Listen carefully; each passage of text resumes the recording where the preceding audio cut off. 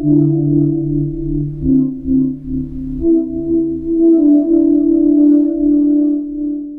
just passed 1,000 subscribers on YouTube, which is amazing. Thank you so much.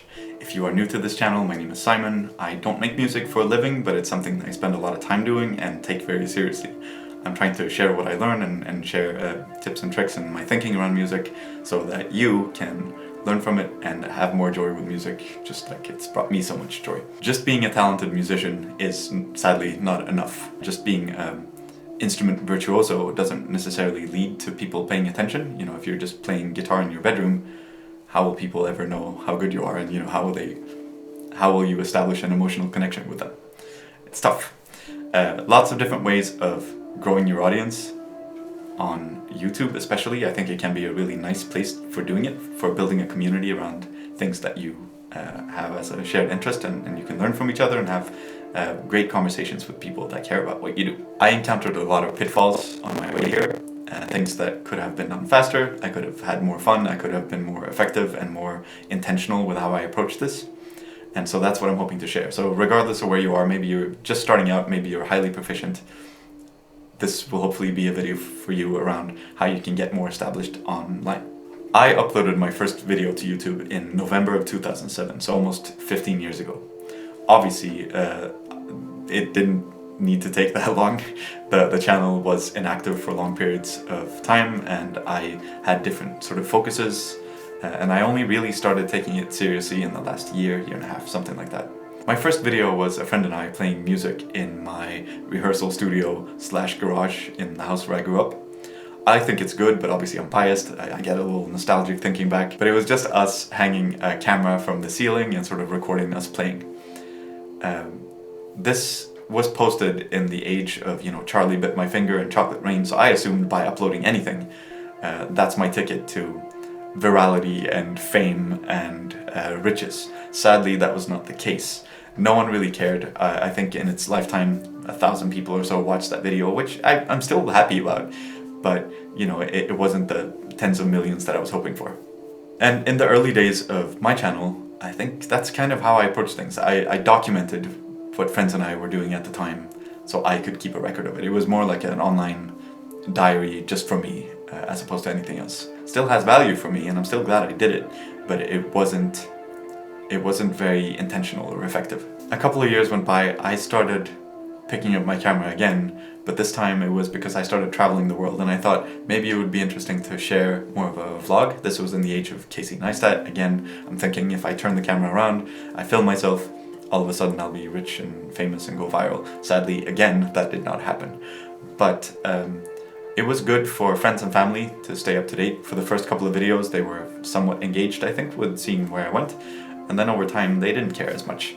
And why should they? I recorded things that I thought were witty or interesting, but you know, I'm out walking in the wind, you can barely hear me. I'm doing things that are not necessarily relatable to a lot of people, especially like in the circle that I was. And so it wasn't as motivating for me because I didn't get the sort of external motivation that I was hoping for in terms of likes and views and all those things, and it sort of fizzled out over time. But I missed music, and I missed making music, and I kept making music, and I thought I want to share this with people because I'm having a good time. So I started thinking about how can I record things so my audience, you, can hear what I hear. Because it sounded really good to me the whole time, but if, you know, the camera's hanging from the ceiling, it's not going to sound great to an audience. So I doubled down on making music, recording my process, and focusing on the quality, the camera to some extent, the lighting to some extent, and you can see over time how that has progressively gotten better. And not just improving things for the audience, but also improving things around the process and the systems for how I make music. So I have, you know, the tripod where I can put the camera in the same place. I have the same lighting setup. I have the same audio connections that are easy to record for me, to remove any friction points and to make it more sustainable to make these videos where I make music. That was good, but again, like, I post these things, a couple of people say, yeah, this is really good, but no one really cares. And again, I don't think they necessarily should. There's no story behind it. There's not a lot of personality behind it. It's just some guy making music. And for a handful of people, that's great. But most people, and I think myself included, care more about the personality of who is the person doing this, why are they doing it, what's their thinking. And that brings us to where we are today. There's an Alfred Hitchcock quote: "There is no terror in the bang, only in the anticipation of it." I think this is a really wise approach. So you don't want to share just the output. People care about the story, what led you there. And so I tried to shift to a more inclusive process where I share my thinking around why I'm doing the things I'm doing musically, so that more people can be empowered and learn from it. So you can learn the little features and the tweaks and the ways I experiment, so you can apply it to whatever you're doing. And that to me makes more sense. There's the story, there's the build-up of where you want to go, there's a bit of infused personality onto it. Again, like music alone I don't think is a very competitive advantage, but music coupled with your personality. I think there's a reason why, when they interview people on the American Idol lineup, they talk about their tearjerker stories around how they were brought up. I also started really doubling down on this iterative approach, where after every video I sit back and I try to watch, what do I like about it? What do I not like about it? How can I tweak and change this so that the next one is a little bit better? I think this applies to most areas of your life, but it certainly holds true for music making on YouTube.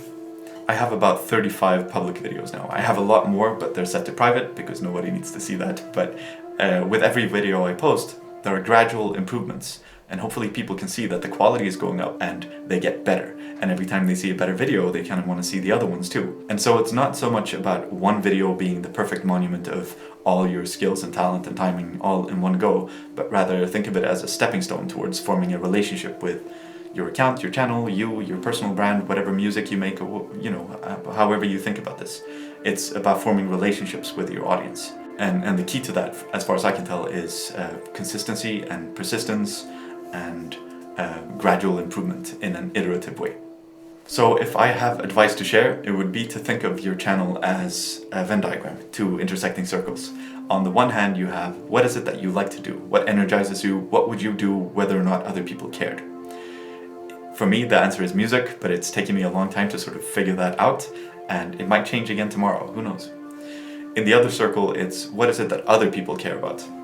It can be information, education, entertainment, your personality, or something else. And if you want to grow your audience and have a closer relationship with your audience, you need to be consistent and persistent.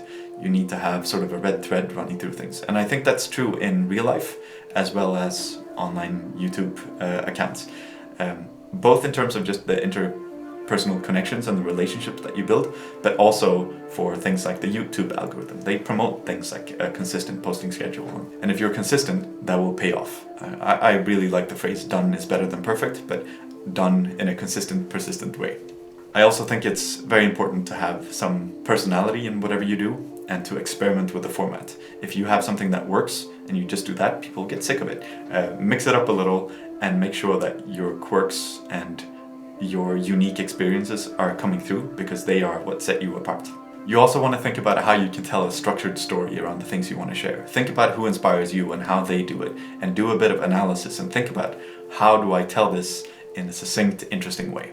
Lastly, and perhaps most importantly, how can you give yourself feedback? How can you take action on that feedback and make sure that you have this iterative improvement approach in everything that you do?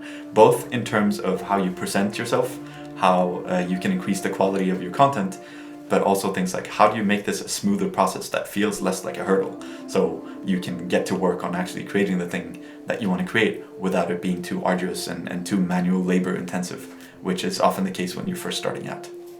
That's everything I had to share for this one. Thank you so much for watching, liking, commenting, subscribing. I know in the greater scheme of things, 1,000 subscribers might not be that much, but for me it's an important step, a hugely important milestone, and I really am grateful. If you have any thoughts, comments, concerns, please leave them in the comment section and I'll try to address them. Thank you. Bye.